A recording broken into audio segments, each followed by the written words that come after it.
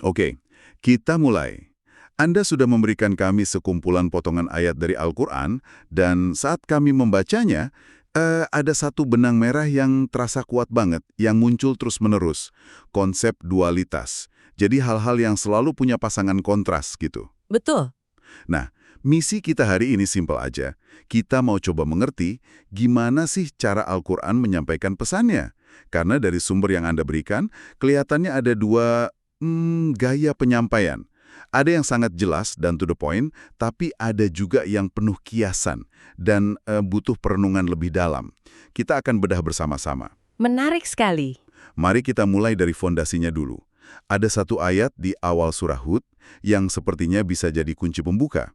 Ayat itu bilang, Alif Lam Ra. Inilah kitab yang ayat-ayatnya disusun dengan rapi, kemudian dijelaskan secara terperinci. Nah, frasa disusun dengan rapi ini dalam bahasa Arabnya disebut uhkimat. Uhkimat, iya. Rasanya ini bukan sekedar kata biasa ya. Ini seperti, fondasi sebuah bangunan. Begitu. Bagian-bagian yang harus super kokoh dan nggak boleh ada salah tafsir. Persis, Anda langsung menangkap esensinya. Kata uhkimat itu seakar dengan istilah kunci dalam Al-Quran, yaitu muhkamat. Dan analogi Anda soal fondasi bangunan itu, wah, itu tepat sekali. Oh, oke. Ayat-ayat muhkamat ini adalah pilar-pilar utama ajaran. Maknanya sengaja dibuat lugas, jelas, tidak ambigu. Anggap saja ini seperti pasal-pasal dalam sebuah konstitusi atau aturan main yang paling fundamental. Isinya soal hukum, etika, dan prinsip keyakinan yang jadi pegangan. Oke, itu masuk akal. Dan di dalam sumber yang Anda berikan, contohnya banyak banget. Misalnya perintah puasa di surah Al-Baqarah ayat 183. Diwajibkan atas kamu berpuasa. Jelas sekali. Sangat jelas. Tidak perlu ditafsirkan lagi. Atau larangan minum keras, khamar, dan berjudi, maisir, di surah Al-Ma'idah. Perintahnya lugas. Jauhilah, hitam di atas putih. Dan bukan cuma soal ibadah atau larangan loh, prinsip-prinsip etika universal juga disampaikan dengan gaya muhkamat ini.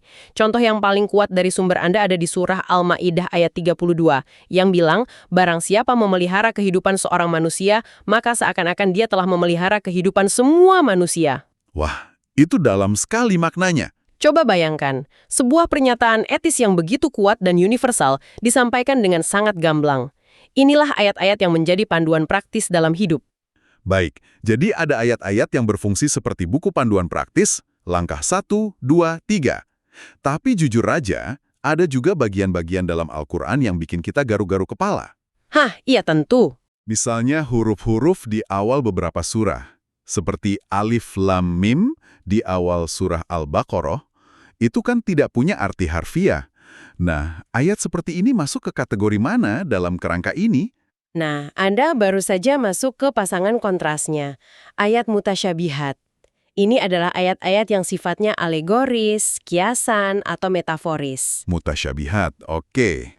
Tujuannya memang bukan untuk menetapkan hukum yang kaku, tapi untuk mengundang kita merenung. Ayat-ayat ini menantang kita untuk menyelami lautan makna yang lebih dalam.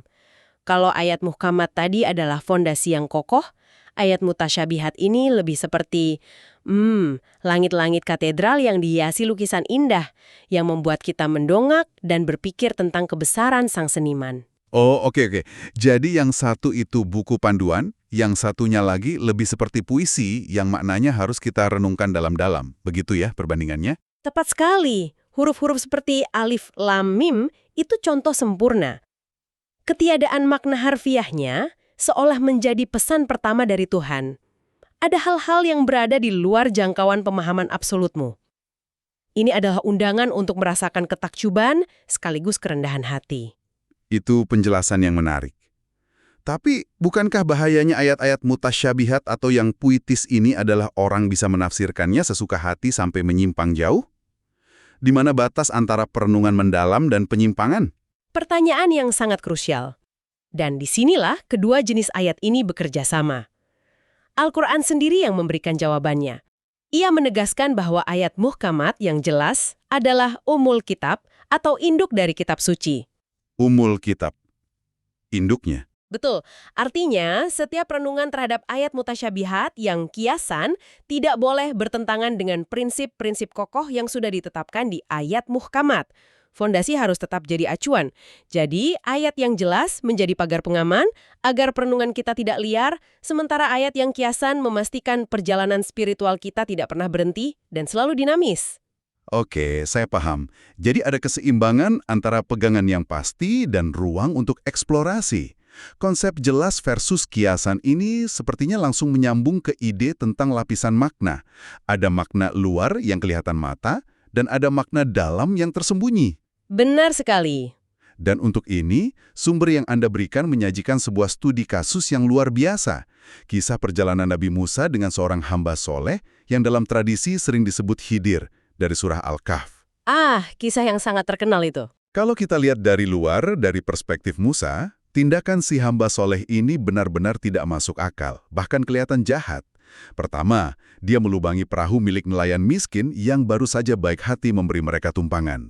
Iya. Kedua, dan ini yang paling sulit diterima, dia membunuh seorang anak laki-laki. Dan ketiga, di kota yang penduduknya pelit, dia malah memperbaiki tembok yang mau roboh tanpa dibayar. Dari luar, ini semua adalah tindakan yang salah.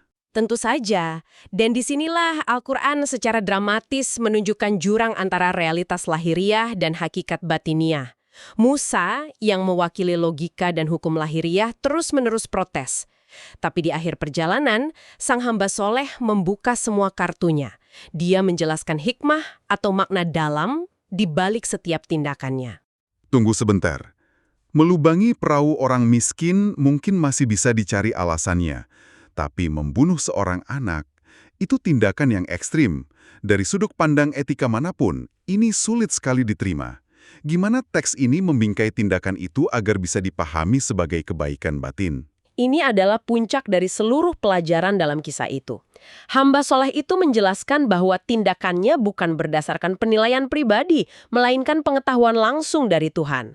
Anak itu, jika dibiarkan hidup, ditakdirkan akan tumbuh menjadi sumber malapetaka dan menyeret kedua orang tuanya yang soleh ke dalam kekafiran. Oh, Tuhan berkehendak menggantinya dengan anak lain yang lebih baik, lebih suci, dan lebih berbakti. Jadi, tindakan yang dari luar tampak sebagai pembunuhan keji, dari perspektif ilahi yang lebih luas, adalah sebuah tindakan kasih sayang untuk menyelamatkan iman kedua orang tuanya. Ini adalah ilustrasi paling ekstrim tentang betapa terbatasnya persepsi kita. wow. Jadi, tindakan yang dari luar kelihatan sangat merusak. Itu sebenarnya adalah tindakan penyelamatan. Saya tidak pernah melihatnya dari sudut pandang itu. Ini benar-benar mengubah cara memandang seluruh cerita. Tepat. Begitu juga dengan perahu yang dilubangi. Ternyata di depan ada seorang raja zolim yang merampas setiap perahu yang kondisinya bagus. Dengan membuatnya tampak cacat, ia justru menyelamatkan aset satu-satunya milik para nelayan miskin itu. Jadi itu justru melindungi mereka. Contohnya ada harta karun peninggalan seorang ayah yang soleh untuk kedua anak yatimnya. Tembok itu diperbaiki untuk melindungi harta itu sampai mereka dewasa. Setiap tindakan yang tampak sebagai syar atau keburukan di permukaan, sesungguhnya adalah khair atau kebaikan dalam skema yang lebih besar. Kisah ini benar-benar gambaran yang kuat ya. Dan sepertinya gaya penyampaian makna batin ini tidak hanya lewat cerita ya. Di sumber Anda ada juga perumpamaan di surah Al-Baqarah ayat 264. Di situ sedekah yang diungkit-ungkit atau menyakiti perasaan penerima diibaratkan seperti Ya, perumpamaan yang luar biasa. ya, batu licin yang di atasnya ada debu, kemudian batu itu ditimpa hujan lebat, maka tinggallah batu itu licin lagi. Amal baiknya hilang tak berbekas. Ini metafora yang menusuk sekali ya. Betul. Metafora itu membuat kita introspeksi. Jangan-jangan kita sering merasa sudah berbuat baik, tapi tanpa sadar pahalanya langsung tersapu bersih karena kita tidak bisa menahan lisan atau hati setelahnya. Itulah kekuatan bahasa kiasan. Ia berbicara langsung ke pengalaman batin kita. Kalau kita tarik lebih jauh lagi, kontras antara makna luar dan dalam ini sepertinya hanya satu dari banyak pasangan kontras di Al-Quran. Salah satu yang paling fundamental dan sering muncul dalam sumber yang Anda berikan adalah cahaya versus kegelapan. Benar sekali. Coba kita dengar kutipan dari surah Al-Baqarah, ayat 257. Allah pelindung orang yang beriman. Dia mengeluarkan mereka dari kegelapan kepada cahaya.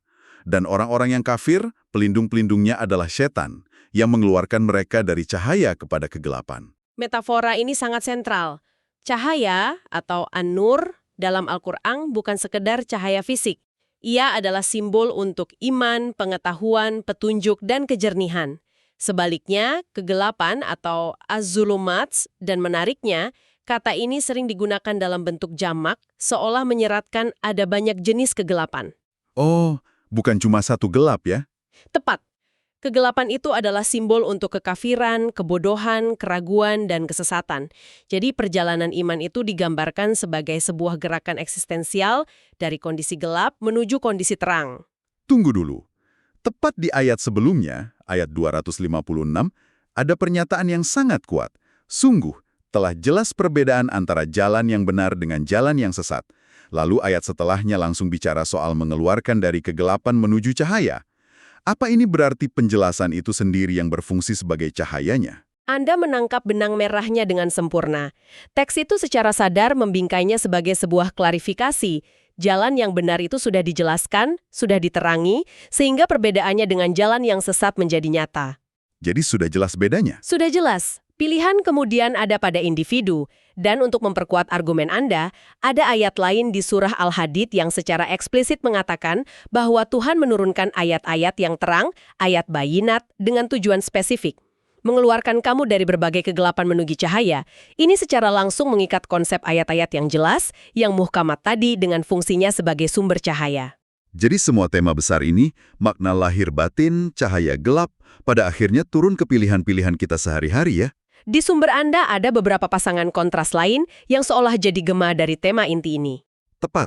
Misalnya, kebenaran al-haq versus kebatilan al-batil. Di surah Al-Isra disebutkan, kebenaran telah datang dan yang batil telah lenyap. Benar. Ini seperti membedakan antara bangunan batu dengan istana pasir di pinggir pantai. Yang satu diposisikan sebagai sesuatu yang solid, esensial, dan abadi, sedangkan yang satunya lagi, kebatilan, digambarkan sebagai sesuatu yang rapuh, ilusif, dan pada akhirnya pasti akan sirna diterpa ombak realitas.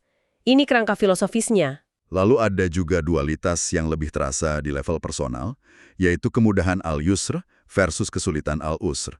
Bahkan dalam konteks ibadah yang berat seperti puasa, sumber Anda mengutip dari surah Al-Baqarah, Allah menghendaki kemudahan bagimu dan tidak menghendaki kesukaran bagimu.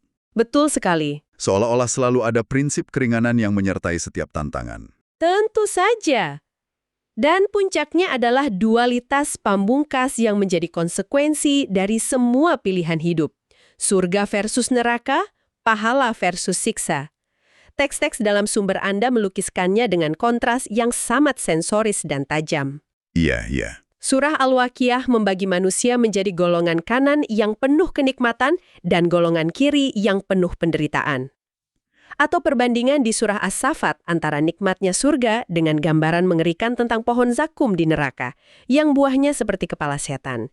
Kontrasnya dibuat begitu nyata. Kontrasnya memang begitu tajam. Jika kita hubungkan semua ini ke gambaran besarnya, semua dualitas ini, kebenaran kebatilan, kemudahan kesulitan, pahala siksa, menciptakan sebuah kerangka moral dan etis yang sangat koheren. Mereka bukan sekedar pilihan binar yang abstrak. Bukan cuma hitam putih. Bukan. Mereka mendefinisikan arena perjuangan manusia. Setiap keputusan yang kita ambil, setiap niat di dalam hati, pada dasarnya sedang condong ke salah satu kutub. Entah itu membawa kita selangkah lebih dekat menuju cahaya, atau selangkah lebih dalam ke berbagai jenis kegelapan. Jadi, setelah kita menelusuri semua ini, rasanya polanya jadi sangat jelas. Kita mulai dari struktur teksnya, yang ternyata punya pilar-pilar kokoh bernama muhkamat, dan punya ruang puitis bernama mutasyabihat. Betul. Lalu kita lihat bagaimana struktur ini melahirkan lapisan makna. Ada yang luar, dan ada yang dalam, seperti di kisah Musa. Dan akhirnya, semua ini mengerucut pada tema-tema inti yang kontras. Yang paling utama adalah perjalanan dari kegelapan menuju cahaya. Dan interaksi antara yang jelas dan yang kiasan ini punya tujuan yang sangat dalam. Ayat yang jelas memberikan fondasi yang kokoh, aturan main yang pasti, agar kita tidak tersesat. Di sisi lain, ayat yang kiasan membuka pintu untuk perenungan tanpa henti. Ia memastikan teks ini tetap hidup, relevan, dan terus menantang untuk digali oleh setiap generasi. Teks ini seolah dirancang untuk tidak pernah habis maknanya. Untuk menutup pembahasan kita, saya ingin meninggalkan satu pemikiran untuk Anda renungkan. Sumber yang Anda berikan menyajikan kisah Musa dan hamba soleh, di mana setiap tindakan lahiriah yang tampak merusak atau tidak adil, pada akhirnya menyembunyikan kebenaran batiniah yang penuh kebaikan. Iya, Ini memunculkan sebuah pertanyaan untuk direnungkan dalam hidup kita sendiri. Seberapa sering kita menjadi seperti Musa di awal perjalanannya?